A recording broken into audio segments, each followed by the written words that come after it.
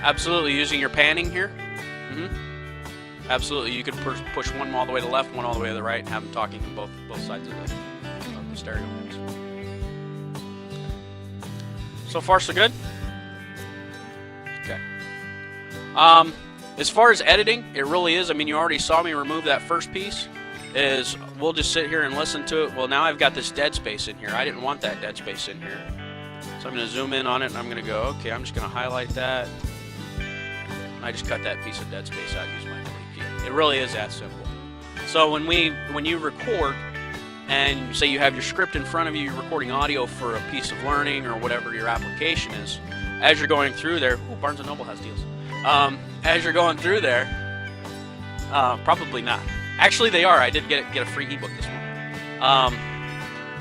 As you're going through there, okay, you go, okay, this take was bad, take it out. This take was bad, take it out. Oh, that take was good. And you'll get an eye for it. If you actually watch the waveform, you'll notice that when a person says a word, the waveform's gonna look similar, even if they say it incorrectly at different volumes. So you'll go, so when you look at the waveform, you're gonna be like, okay, they tried it here, they screwed up, they tried it here, they screwed up, without even listening to it. Okay, there's the good one, and you'll be able to chop those out and pull it out. Just visually looking at it, you'll be able to tell that. So it's pretty slick from that standpoint. It just takes a little bit of getting used to. As far as the editing goes, real simple. Highlight, delete, that's removing sections. You have a lot of other toys in here that you can do with effects.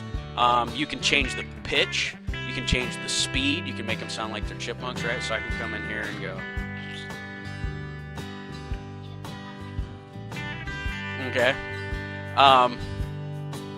You have change the tempo, which is interesting. It's different than change the speed.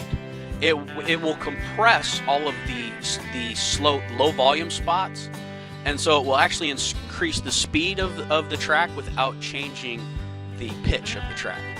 So I can go in here and say I want to speed it up. Whoops, I didn't want to do that. Control Z.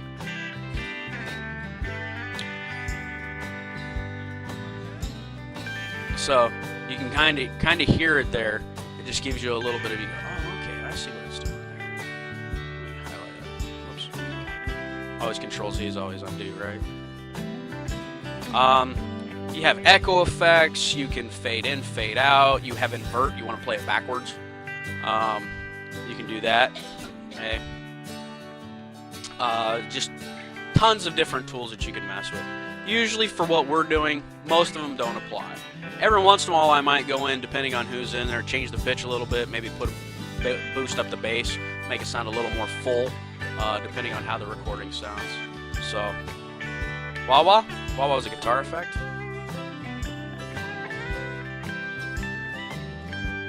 Okay. So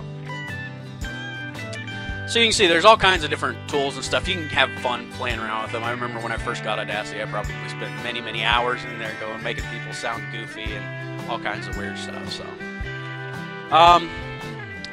we'll talk a little bit more about these other tools here when I bring in another track. But that really is the basics of starting recording audio, editing audio. It is truly that simple. There's not a whole lot to it. If you wanted to record a lecture in Canada, or you wanted to record a voiceover for a piece of learning that you're putting together.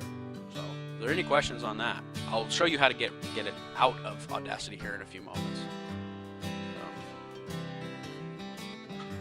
Absolutely.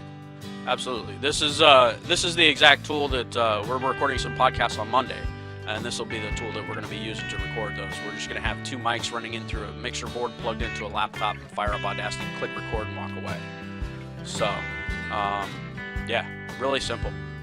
Oh yeah, Dave and I were discussing how cheap this stuff is compared to when I was in bands in the late 80s, early 90s, and it was like, you know, you'd pay. I remember paying over $1,000 for a 4-track recorder. So yeah, something that you can do. So here, remove software budget. Got it. We can do everything with free. Don just wrote on the board, remove software budget. Everything's free.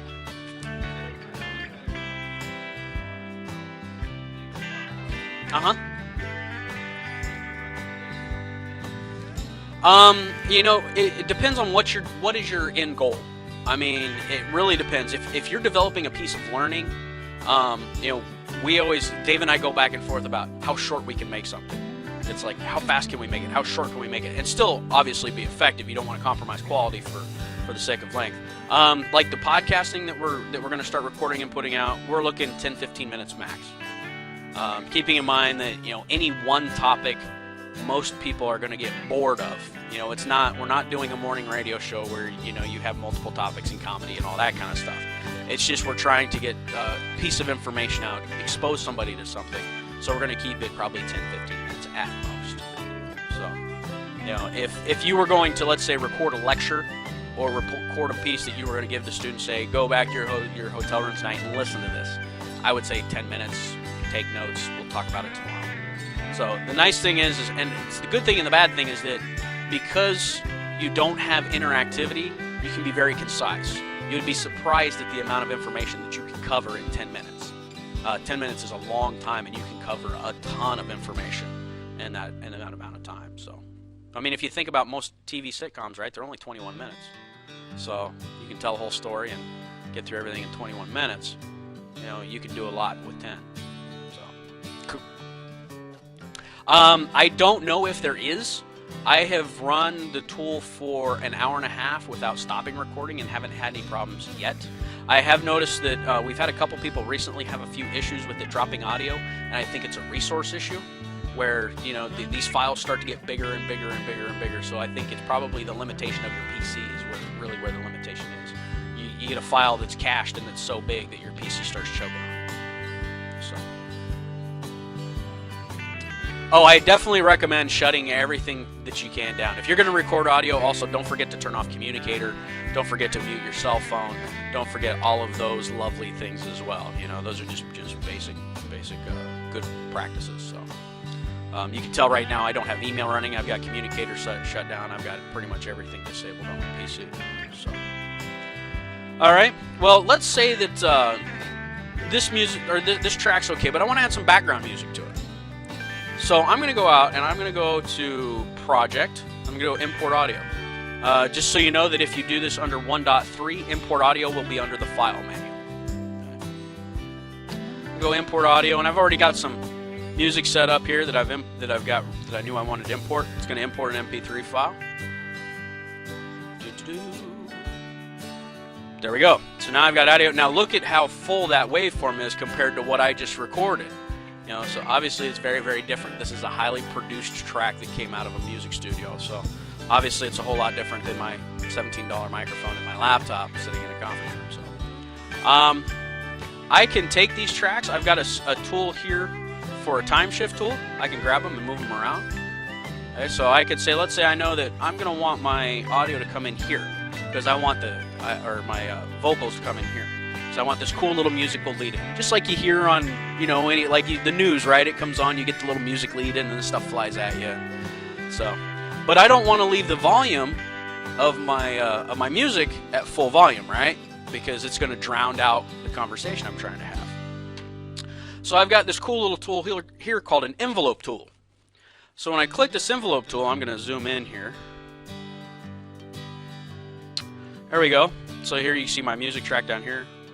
My other track up here, and you see I got the two little arrows, one point up, one point down. I can just do a double click right there, and I can do a click here, and I can create that volume envelope. Okay. So now if I listen to this, I got to go back to my selection tool.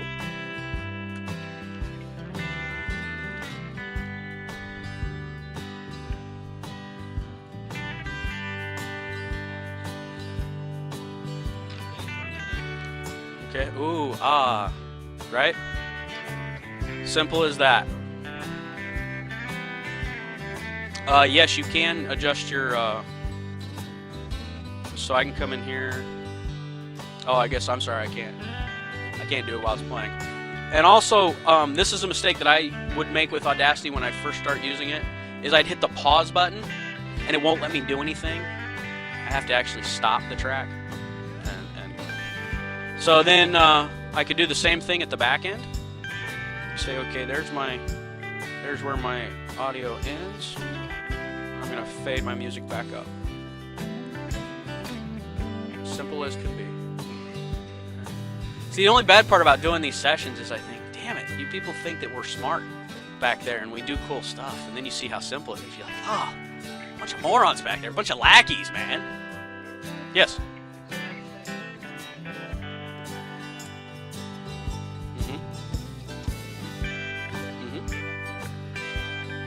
No, I can come down here. I can still come down here and grab this.